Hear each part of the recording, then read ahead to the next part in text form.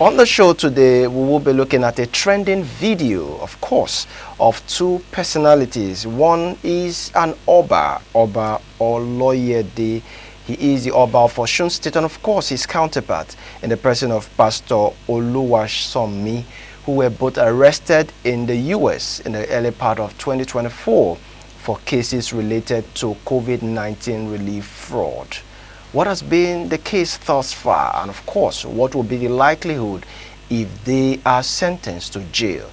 These are some of the issues we will be looking at in the course of our discussion this morning, and of course, the lessons that could be learned, especially from those who occupy some relative position of authority in the society. I am being joined this morning by my guest in the person of Ziggy Ibe. He is a social affairs analyst. Good morning once again, and thank you so much for joining us, Mr. Ibe. Thank you for having me. It's been quite a while. Oh, yeah. All right, now let's get into our conversation proper. We have a case that has been established of a monarch in the person of Oba Oloyede, and of course his counterpart in the person of Pastor Oluwasomi. Now, before we delve into this case, we have always known politicians in time past to be very dubious, especially the average Nigerian politician. I mean, the last time we saw a video of a politician who was seen sharing COVID-19 palliative as birthday souvenirs. But what has become the trend this period, where even monarchs who are revered, highly respected as persons who are custodians of both cultures and lands, are now joining the ranks alongside pastors to be thieves and corrupt person? What has become the issue? Okay, thank you so much for having me. You know, when it comes to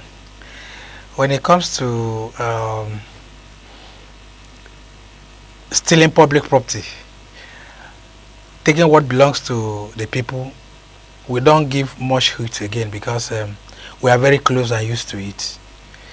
So on that notion, if you should go out here now and tell people that a politician has taken all you had, nobody will even listen to you, because we are not new to it.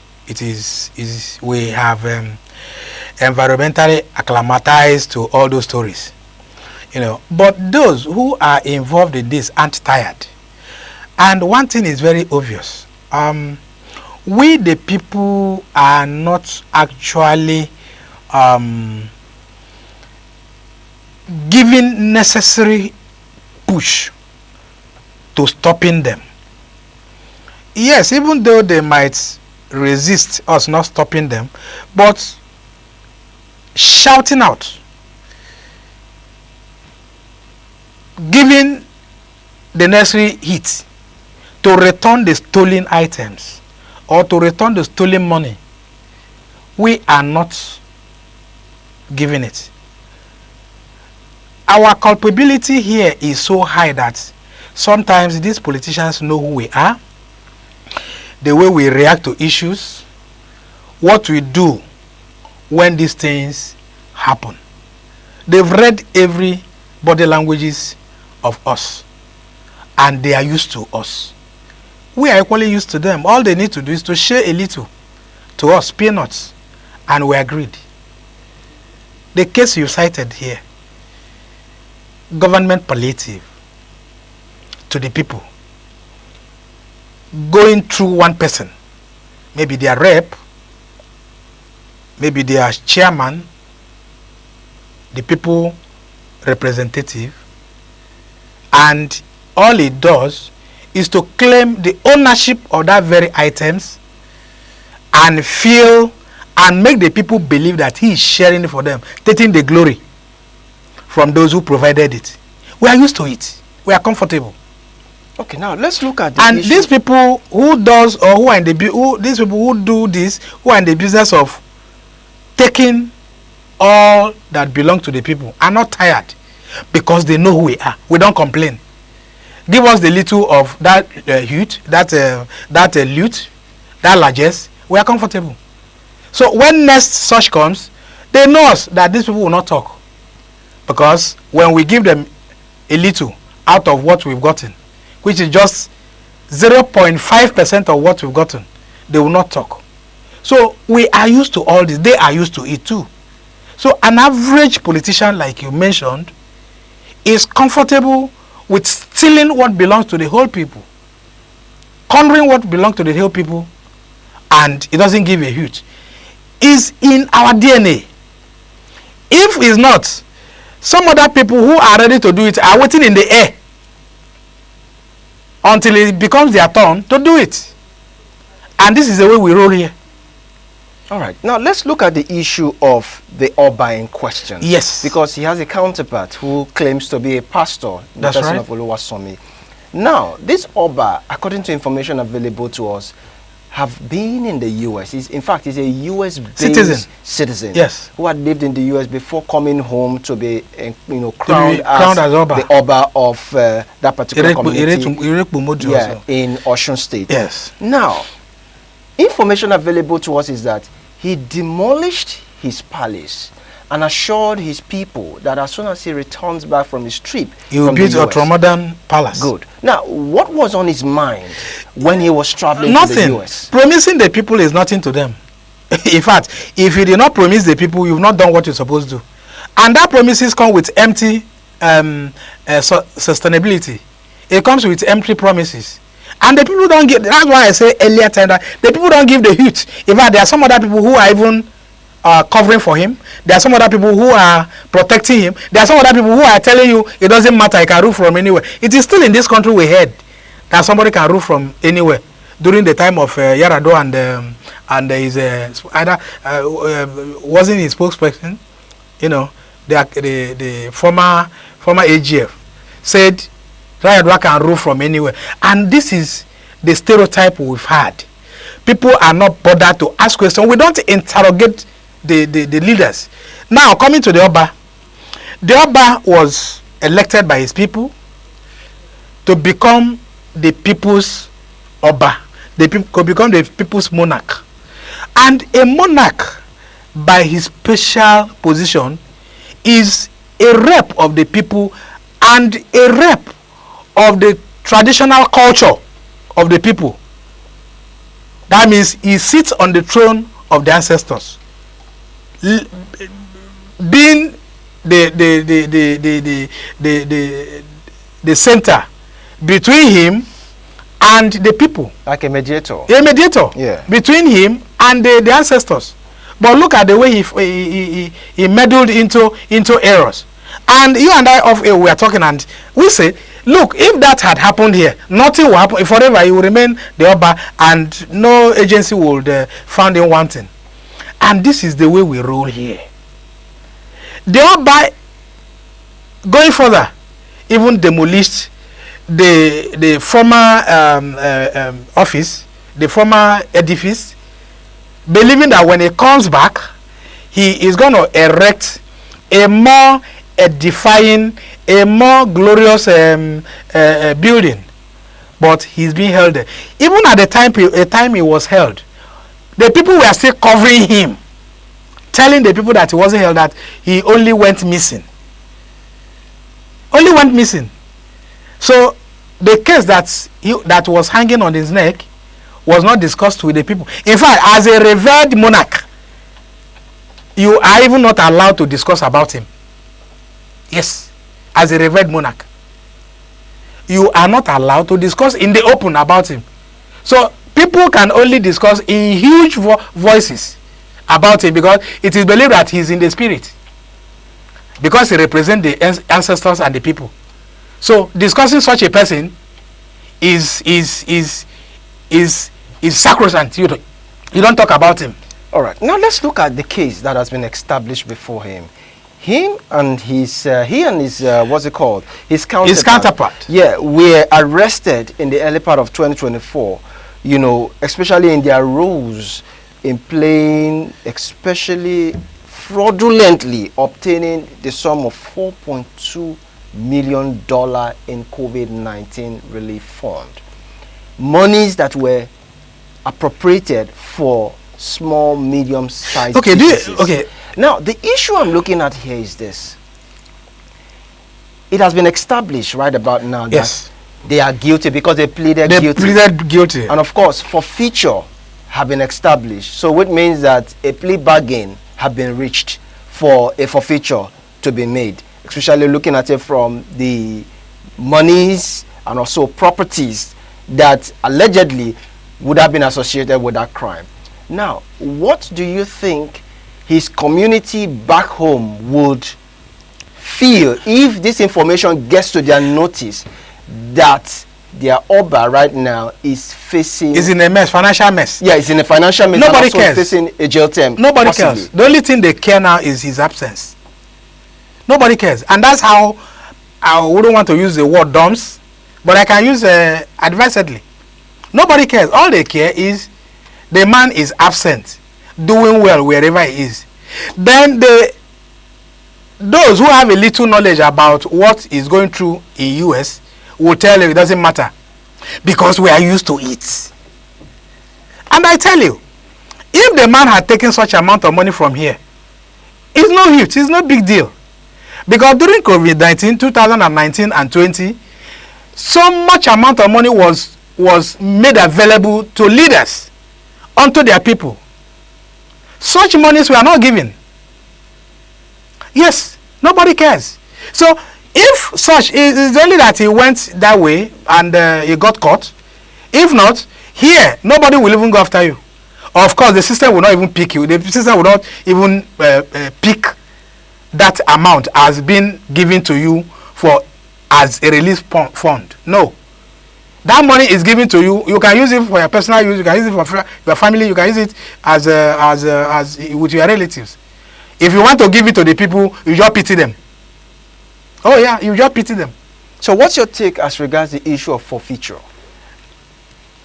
Forfeiture came in when it was established that he stole the money, not longer allegation, because it wouldn't have been allegation for him to have accepted bringing the law or negotiating with the government on what to forfeit. So you're invariably saying that at the point where a forfeiture have been established, it means he stole the money. He has been agreed. confirmed as a criminal. Oh yeah, he has been confirmed as a criminal. Now the issue now is this. Okay. Haven't been confirmed as a criminal in that same environment, because I keep saying that if that had happened here, nobody would have, of course, the system wouldn't even pick him. They wouldn't see him.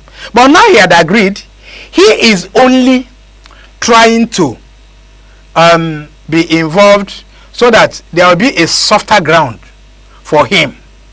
And when you negotiate with the government, what that means is that you don't want to stress the judiciary. Okay? So on that note, they will provide a softer ground for you, make the case easier for you. But as to jail terms, it might be reduced because you've gone into negotiation. Some of the lands, some of the properties that was gotten from that ill-gotten wealth had already been taken by the government. So what that means is that now going into negotiation means, look, I did this. How do we ameliorate this situation? So the remedial aspect of it is what he has gone into. And this case, I think, is coming up this month. Either he'll be jailed or so. But I tell you, in such a strong institution, he certainly must be jailed.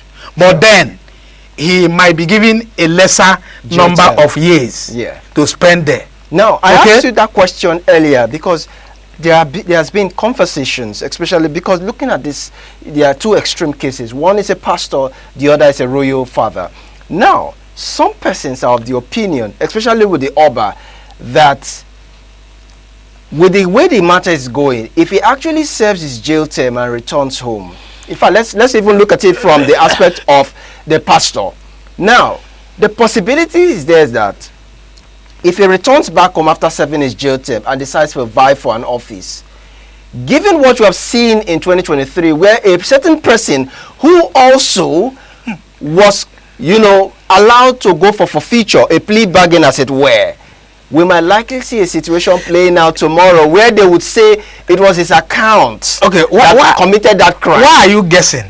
It's not guess in this environment. You can't guess. The day what is the possibility that conversation would not come up again? The day he will come, the day he will touch his leg back on this land, drums will be rolled out because one is an Oba. Whether he will be dethroned while in prison, that you and I wouldn't know. But as either serving Oba or Oba. Let's talk about the pastor first. Now, before the Oba. I don't. You see, I've been dodging the pastor. No, let's talk about the pastor. The pastor certainly want to go there. Yes. Now let's talk the about pastor the pastor. certainly will be received in his church. That the law was miscarried. Yes. Or perhaps it was 10 years ago. Yes, and this happened. This happened when he was in the world. Now he was a new soul. US didn't know what they did, but though he's back. So welcome, sir. Drums will be rolled out for the Oba, and these people will line up in appreciation of his coming back. We've seen that many times in the country. In Delta State, it happened. Today, the man is the godfather of politics in Delta State. Where he goes is where the politics of this thing tilts to. We've seen that in Lagos State, where the man who served his gentle came back, and drums and dancers, all the roads were closed. We'll see that in the north.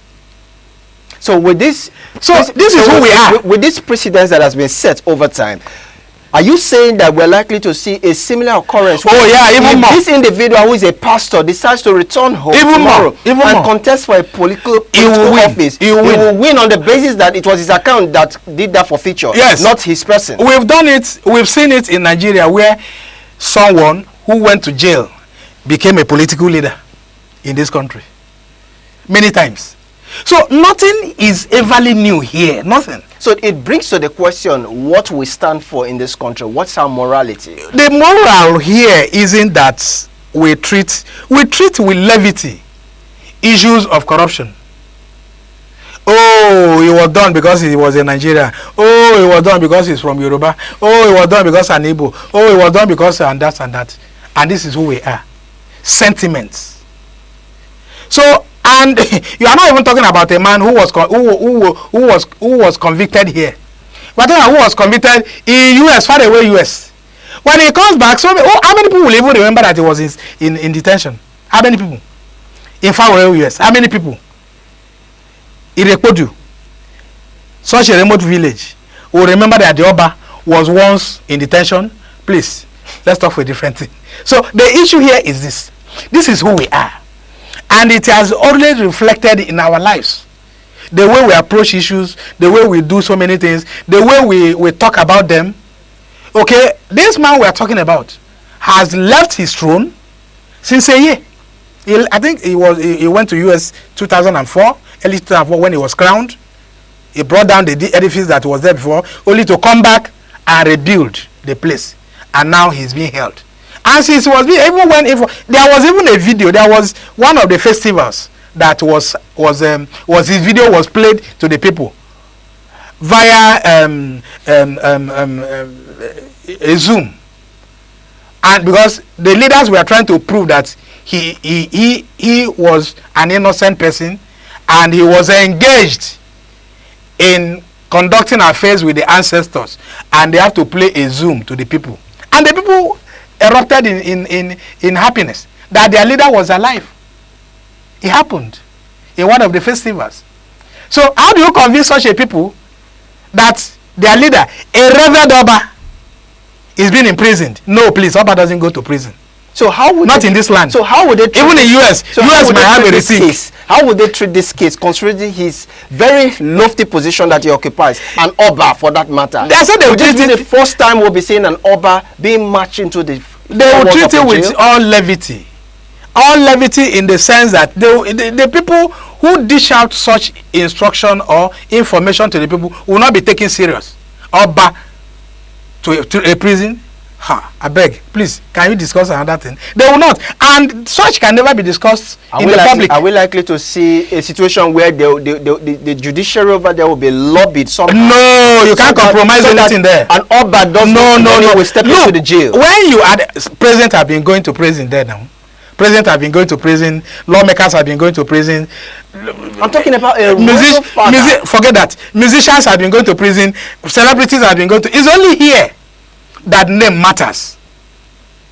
we have a weak institution here. And that's why when Obama, the former president of US, came, he said in Africa, he went to Ghana and said that what we need here is a stronger institutions, not stronger persons. Until we build stronger institutions, not people who are richer than this country. There are so many Nigerians who are richer than this country. So many. So many Nigerians who are, and those ones, they command what is called selective justice. They are untouchable. When it happens, and they will go scot-free. You and I know about it. So those people are untouchable. They sail above laws. I mean, we've had cases where even in a case like this, an Oba we're told doesn't go to court. So how could this man be we have a law in court, and now hopefully he will be getting a jail term? He will. He go chop him. He will. And why he must go to that jail? Because he committed an offense. The law there doesn't respect individuals. And that's where a stronger institution comes in. When laws respect individuals, you are likely going to have a weak society. And that's what we have here. Until laws begin to look beyond individuals and punish offense. Because the trouble we have here is that offenders are not being punished because they sail above laws. Individuals are strong here, stronger than the system. Until we have such a system that don't look at individuals, don't name names. So you talking about Oba not going to jail, please, that is immaterial. The system there don't even recognize an Oba, don't resolve president. What they look at is the offense. You committed an offense, and that offense is attached with punishment. Once that punishment is reeled out, you must go to jail term. You must have a jail. You go chop them. So the issue remains that until we have such a strong institution, and where does that strong institution? Judiciary. When such institutions look at you, you commit an offense, you become an offender, you must be punished. Now, with the state of things, what is the state government in Osun doing as regards? There are nothing they can do. Case? There are nothing they can do. What did the state governments in Enugu State did in the case of Ekweremadu? What did they? I mean, Ekweremadu is just a politician talking about. It doesn't matter. It doesn't matter. What does a royal father is equal to a politician in Nigeria here? These are big elites. These elites, they are politically elevated people. They are politically individuals you don't touch here. So Ekweremadu, the government of the day couldn't help him. Ekweremadu, the state government couldn't help him. And so many Nigerians who had gone to serve jails outside these shores. And that is where you know institutions that are stronger. So and such situations, they don't compromise. No bribe, nothing. So is it impossible that with this case now, we are not going to see more of the Oba of Oloyedes, if you want to allow me to use that word, especially enmeshed in this kind of criminal activities of diverting funds and COVID-19 palliative that we're yet to see in the days ahead? Look, if that offense is committed, I have said it earlier on, Oloyede would have gone free. Of course, the system will not even pick such amount that he has stolen or he has moved. His name would not even be mentioned. At all. Because we have so many Oloyedes in Nigeria during COVID-19. Many.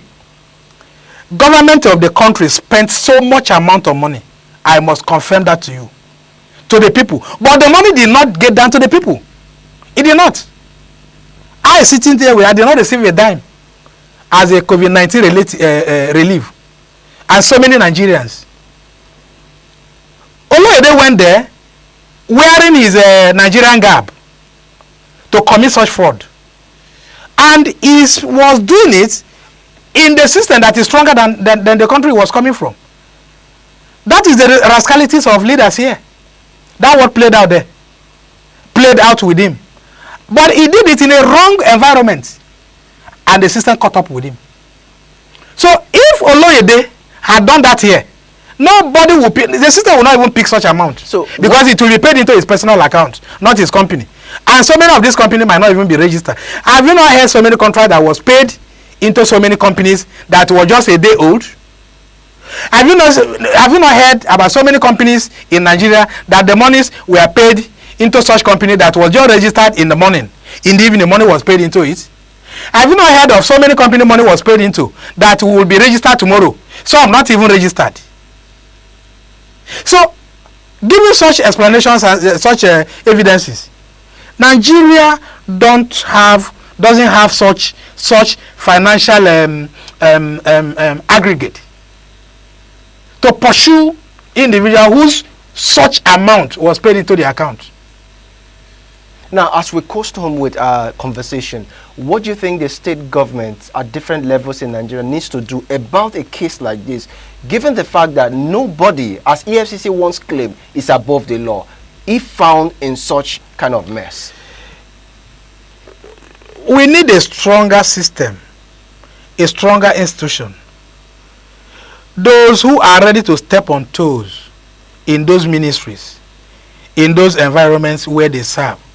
We have agencies that are saddled with these responsibilities to checkmate financial misappropriations, financial rascalities, even on the individuals who commit the financial crime. We have EFCC, we have ICPC.